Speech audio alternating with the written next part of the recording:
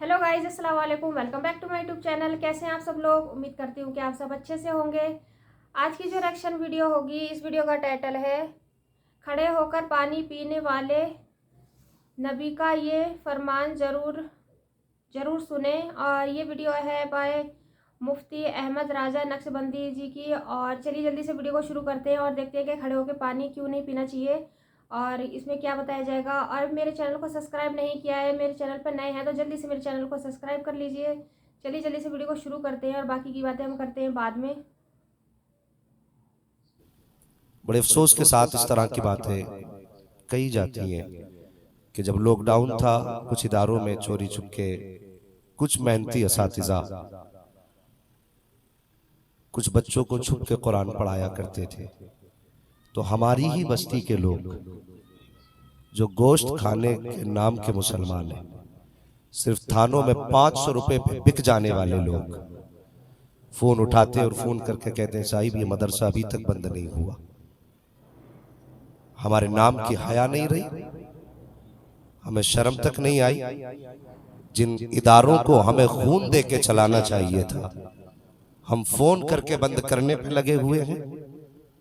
एक बात सहन नशीन कर लें, आज जो सरों पे दाढ़ी, ये सरों पे टोपियां सलामत है ना, ये इन इदारे वालों की देन। बेशक बेशक। आज जो चेहरों पे दाढ़ियां हैं, ये मदरसों की देन है। अगर ये इदारे ना होते तो सही से तुझे कलमा तक याद नहीं होता। इतनी कुर्बानियां और इतनी मुसीबतें बर्दाश्त करने के बाद ये इदारे हमारे तुम्हारे घर के अंदर कुरान के कारी दे रहे हैं, हाफिज दे रहे हैं, उसके बावजूद भी हम इन इदारों के पीछे पड़े रहते हैं। हमें अपने आप को बदलना होगा।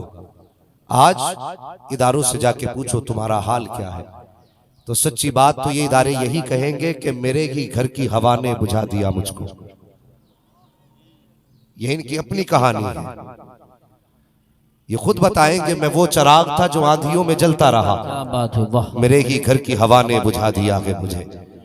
हमारे अपने ही इदारों के पीछे पड़े हैं।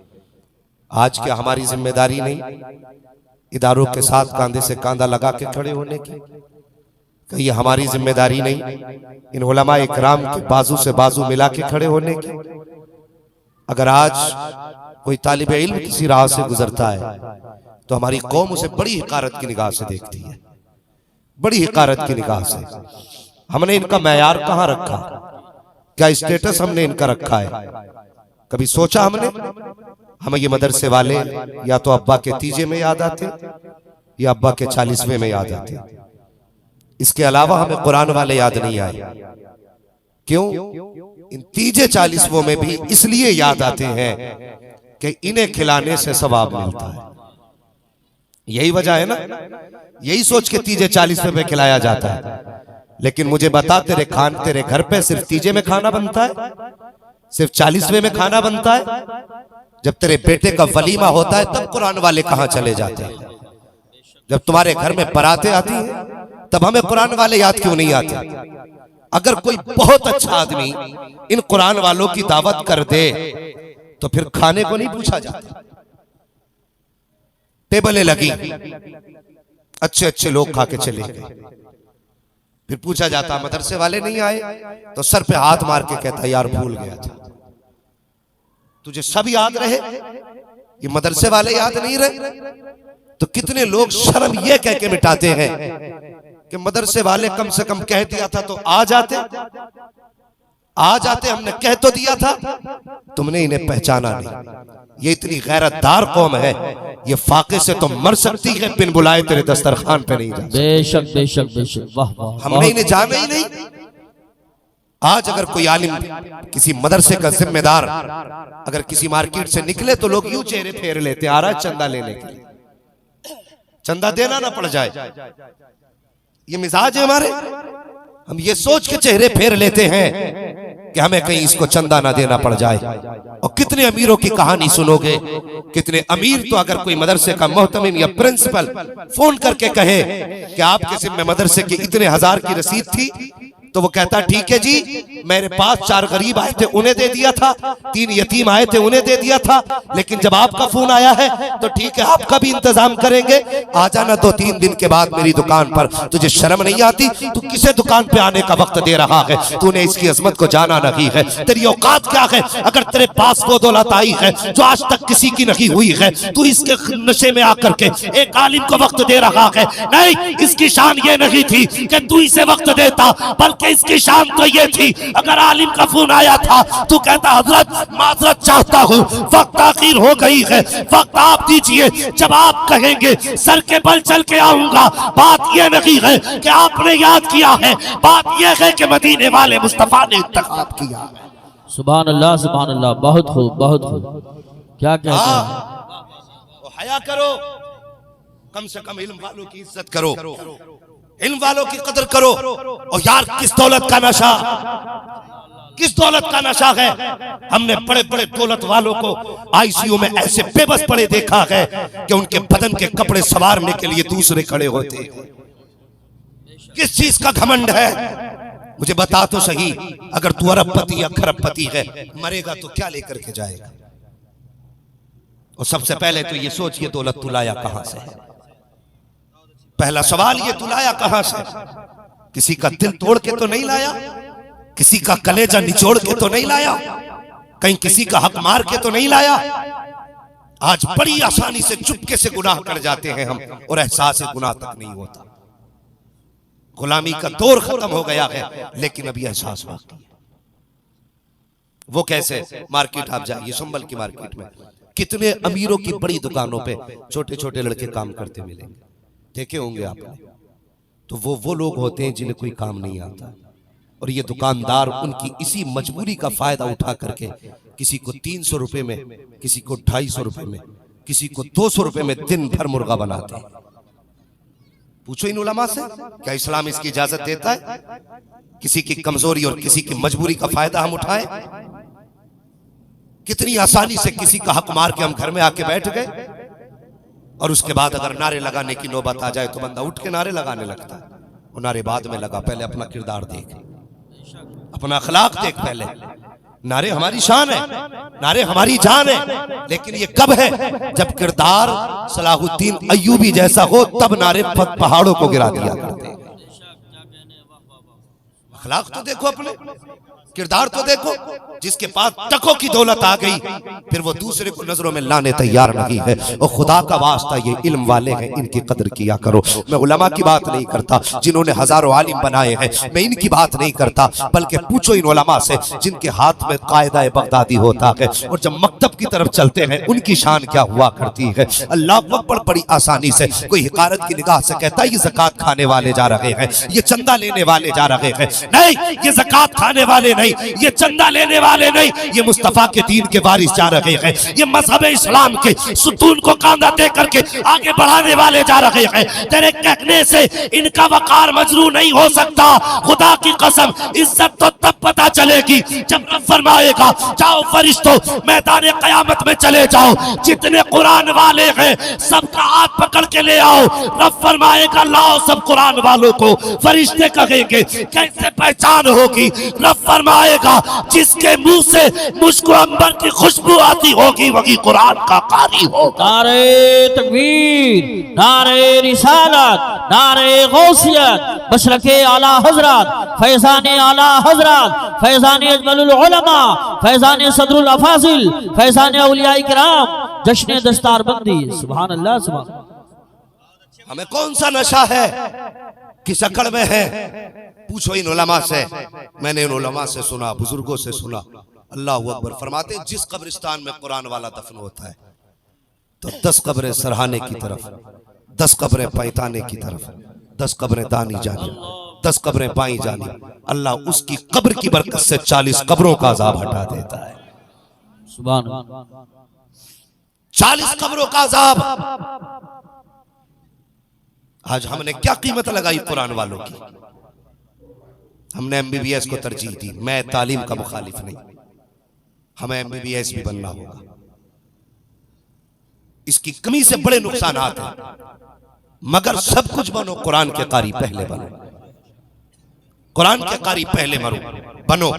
हमने अक्सर जो लोग दौलत के घमंड में रहते, नशे में चूर रहते, क्या कितने मीठे अंदाज से हम जलील करते हैं कुरान वालों को। सोचा कभी शादी ब्याह के टेबल लगे हो तो जाके देखना, अगर इत्तेफाक से कोई पढ़ने वाला बच्चा निकल जाए ना स्टैंडर्ड टेबलों की तरफ से, तो कहते बेटे उधर नहीं, तुम्हारे खाने का इंतजाम उधर है। इधर कौन खाएगा? इधर वीआईपी लोग बैठे हैं, इधर वीआईपी लोग बैठे हैं। तेरी नजर में वीआईपी कौन है? जो 1800 रुपए का जूता पहने वो वीआईपी, जो 22,000 का कोट पहने वो वीआईपी, जो 70,000 की घड़ी बांधे वो वीआईपी, जो 1.5 लाख का मोबाइल जेब में रख के वो वीआईपी। हम भी खड़े हो गए, दिखा तो सही कौन सा वीआईपी आने वाला है। एक तरफ कुरान वालों को दाएं हटाया गया, बेटे तुम्हारी जगह नहीं, वहां बैठ के खाओ, यहाँ पे कुछ वीआईपी आने वाले हैं। तुम्हारे वीआईपी कौन थे? जब नजर जमा के देखा गया तो कोई कोट वाला था, कोई पैंट वाला था, एक की सूरत ऐसी ना थी जिसकी शक्ल मेरे मुस्तफा की मोहब्बत में सजी हो, किसी का लिबास ऐसा ना था जिसको देख करके मुस्तफा का लिबास याद आए। और तुमने उनको वीआईपी कहा कि जिनके बदन पे कोट पैंट था। आ कुरान से पूछ वीआईपी कौन है, तो कुरान बताएगा। खुदा की कसम वीआईपी वो नहीं जिसके पैर में 18,000 का जूता है, वीआईपी वो होता है अगर एक पैर में जूता हो, बदन पे फटा लिबास हो, और मुस्तफा कहते बिलाल काबे की छत पे चढ़, तो पैर देखने वाले आदत का अंदाजा न लगाए, मुस्तफा का फरमान देखने वाले ऐलान कर दे वीआईपी वो नहीं जिसका लिबास आला है, बल्कि वीआईपी वो है जो मुस्तफा जाने रहमत वाला। सुभान अल्लाह माशाअल्लाह, बहुत खूब बहुत खूब। आज ही बदल दिए। जिंदाबाद जिंदाबाद। तुमने वीआईपी किसे कहा? और जिसे पेशाब करने का सलीका नहीं आता तुमने उसे वीआईपी कहा। वीआईपी वो नहीं, वीआईपी वो है जो मुस्तफा के जितने ज्यादा करीब है, सबसे बड़ा वीआईपी वो है। सुभान अल्लाह सुभान। यही वजह है कि बरकतें नहीं होती है। कह रहा कि 8 क्विंटल गोश्त मंगाया था तो सब खत्म हो गया। 8 क्विंटल मंगाया था, सब खत्म हो गया। वो खत्म क्यों हुआ? कभी सोचा? इसलिए कि पहले नंबर तूने उनको दिया जिन्हें सही से कलमा तक याद ना था, जिन्हें सही से कलमा तक याद ना था। उन्हें कोट के बटन के डिजाइन और कीमतें तो मालूम थी, लेकिन मुस्तफा का दिया हुआ तोहफा याद नहीं था। वो आके बैठे, अजी अब बैठने का तो दौर ही खत्म हो गया। कितना दौर बदला है, हमने कितनी तरक्की की है। पहले दौर ऐसा था कि खाने वाले बैठते थे, खिलाने वाले घूमते थे। आज इतनी तरक्की हुई है कि खाने वाले घूम रहे हैं, खिलाने वाले बैठे। हाँ, वो अंधेरा की भला था कि कदम राह पे थे, रोशनी लाई है मंजिल से बहुत दूर हमें। वो अल्लाह के बंदे, ये गलत तरीके हैं और कितने रस्म रिवाज चलने लगे। अजीब हालात है। आज बेटियां मैरिज हाल से रुखसत की जा रही है और इसे लोग फख्र समझते हैं। मैरिज हाल से बेटियों को रुखसत करना ये फख्र की बात नहीं, ये शर्म की बात है।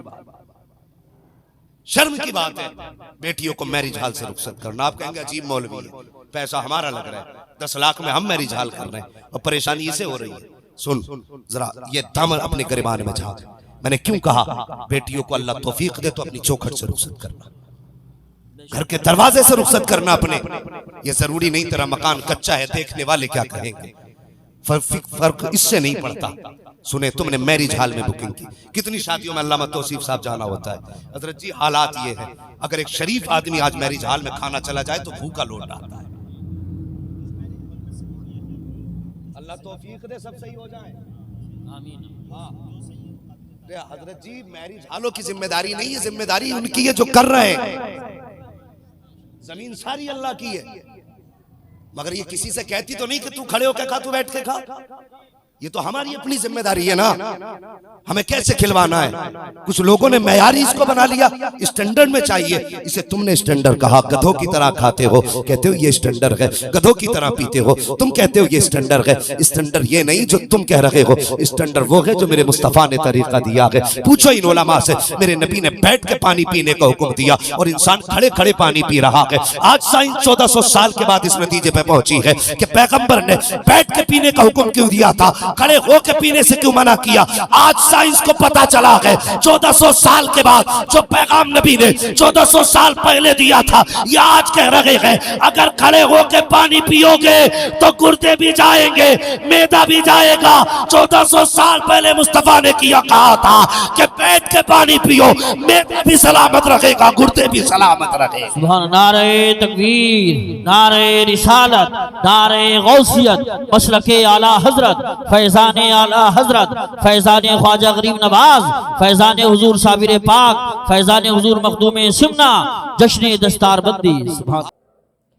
बहुत अच्छी वीडियो थी ये मुफ्ती अहमद राजा मुरादाबादी जी की। इन्होंने बहुत अच्छा बयान दिया है। और वीआईपी वो नहीं है जो अपना शो दिखाएं और पहन के और छोटे लोगों को नीचा दिखाएं। असली वीआईपी तो वो होते हैं कि लोगों से मोहब्बत करें और कितने भी अमीर क्यों ना जाएं लेकिन छोटों को भी इज़्ज़त दें और उनके साथ बैठें तो उन्हें एहसास ना होने दें कि हम कितने अमीर हैं। और असली वीआईपी वही हैं जो अल्लाह को और उनके उसके रसूल को मानते हों और सबको एक सा मानते हों। वीआईपी बनने से कुछ नहीं होता है, बड़ा छोटा कुछ नहीं होता है। और बड़े लोगों से और जो दूसरों में भेदभाव करते हैं उन लोगों से तो मैं भी काफ़ी दूर रहती हूँ। उन लोगों से मैं बात नहीं करती हूँ कि जो भेदभाव समझें किसी में और छोटा बड़ा को ज़्यादा माने। और जो पानी पीने के लिए बताया कि 1400 साल पहले नबी ने बताया था कि खड़े होकर पानी नहीं पीना चाहिए, उससे पेट में दिक्कतें आती हैं, वो आज सारा कुछ सच हुआ है। जो नहीं मानते थे वो भी चीज़ को मान गए। तो गाइस ये वीडियो काफ़ी अच्छी थी और अगर आपको मेरी वीडियो पसंद आई हो तो प्लीज़ मेरे चैनल को सब्सक्राइब करना मत भूलिएगा। मेरी वीडियो को अंत तक ज़रूर देखिएगा। चलिए फिर मिलते हैं अगली वीडियो में, तब तक के लिए अल्लाह हाफिज़।